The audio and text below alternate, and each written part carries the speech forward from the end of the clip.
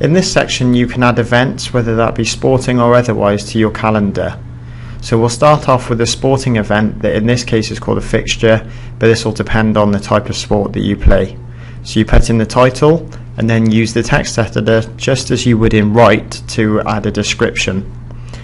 Okay, so as you can see it's exactly the same text editor. See Write for more information on how to use that. So you put a start date, the end date will automatically mirror that unless you choose otherwise. You can also click on the calendar icon to select from the calendar, enter times in manually, and if you want to, type in some team names. Once you've done that, click publish.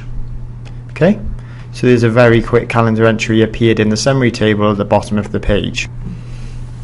Okay, so the system will tell you that your fixture has been added and gives you the option to view it, but we're going to create an event this time, non-sporting.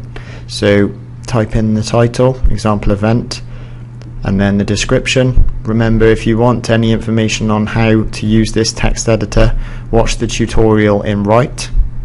So putting in the dates, same as before, you can type them in manually or select them from the calendar. Okay, and similarly with the time, just type in any changes you want to make there.